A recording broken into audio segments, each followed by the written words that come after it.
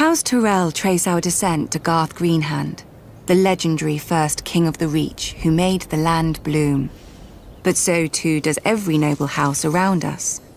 It seems dear ancestor Garth planted as many flowers as he plucked. A king should have more consideration for his line, don't you think? For over 1,000 years, the Greenhand sons and grandsons ruled the Reach as House Gardner.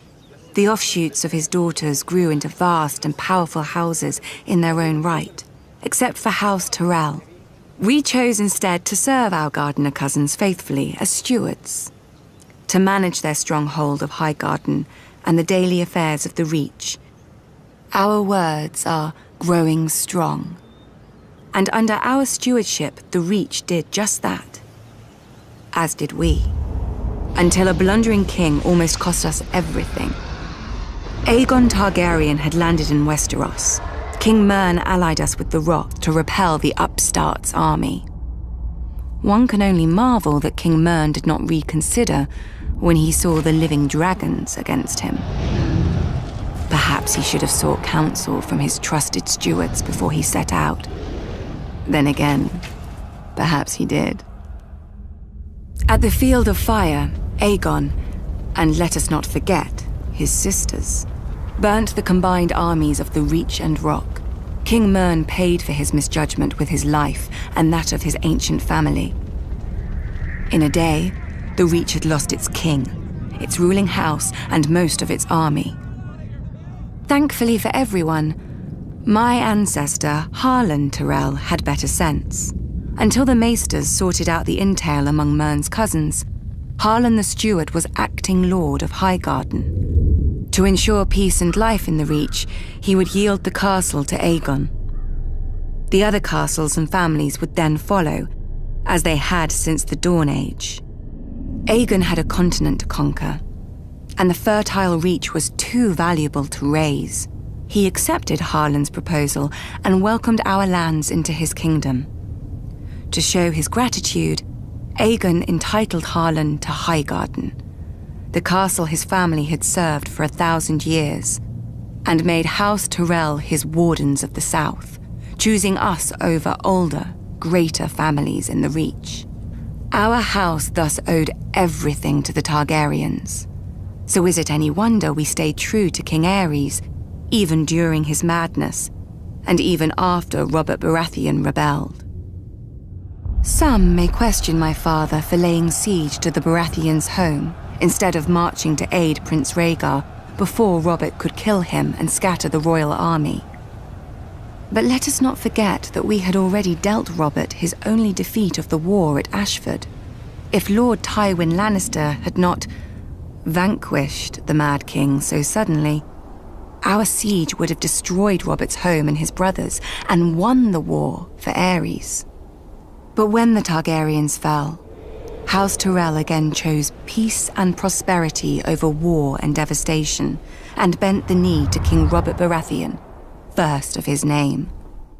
The Andals swept across Westeros, destroying many ancient families and kingdoms. When the invaders arrived at the Reach, led by Sir Alistair Tyrell, House Gardner chose accommodation over battle, hoping honors and marriages would sate the foreigners' ambitions. The Tyrells were welcomed into service as hereditary stewards of Highgarden. Thousands of years later, they repaid the Gardners for their acceptance. When Aegon Targaryen declared that Westeros was now his, King Mern IX allied with King Loren Lannister of the Westerlands. Together, they fought to save Westeros from another foreign barbarian, whose family practices put decent men to shame. But the dragons won, and the Field of Fire claimed Mern and all his sons, grandsons, and brothers. Instead of using the castle for what it was built to do, Harlan Tyrell surrendered it to Aegon without a fight. In exchange, Harlan was given the castle his family had served for thousands of years, with all its attendant lands and lords, including my family. Some great houses call us upstarts. But the truth is that while the Starks and Lannisters fell to the Targaryens in defeat, House Tyrell rose. For thousands of years, our family served as loyal stewards to the kings of the Reach, until the last of their line unwisely burned to death, resisting the Targaryen invaders. To save the Reach from a similar fate, we yielded the castle of Highgarden to Aegon and his sisters. In gratitude, the Targaryens gave House Tyrell dominion over the Reach, and we became lords of the castle in which, for generations, we had served. Under the Targaryen dynasty, Westeros prospered. Gone were the petty wars of 7 kingdoms and the endless thirst for minor glories that drove them. The Westerlands enriched the realm. The North guarded it, and the Reach and Riverlands fed it. This harmony is what Robert Baratheon shattered with his rebellion against Aerys Targaryen. When the call to arms came, though, we did not want to answer. The Reach is a gentle land, and honestly, the Mad King was not much loved. But we owed peace and status to his family. My father, Mace Tyrell, called his banners and marched north to battle the rogue Stormlord Robert, who had already defeated 3 forces in a single day. And, at Ashford, my father won. Some chastened my father for not pursuing Robert after the battle. We had cut him off from the Stormlands, the seat of his power, and he had fled north, within easy grasp of Lord Tywin Lannister, the Hand of Aerys, for 20 years. My father moved instead to lay siege to Robert's ancestral stronghold of Storm's End. The rose would strangle the stag as the lion pounced. So we waited. But the lion slumbered, and Robert slipped past the king's forces to join Ned Stark. We could have lifted the siege and deployed our armies north to aid the crown. We could have stormed the walls of the castle and made Robert homeless. But we had ample supplies, control of land and sea, and most of all, patience. Our siege would succeed, eventually, at little cost of life to us. If Robert prolonged the war with minor victories, our capture of Storm's End would hasten his downfall. And if Robert won the war, well, it would not do for him to find us in his halls with the bodies of his brother Stannis and his sworn men. When the lion finally showed his colours and purged King's Landing, we knew our cause was lost. My father chose the peaceful route and bent the knee to Robert, who heartily pardoned us. Strange, considering how we'd beaten him and starved his brother to the brink of death. We were to keep our lands, castle and title, but we knew that we would never be welcome at court. It didn't matter. The Reach was still the most fertile of the 7 kingdoms, and under our hand.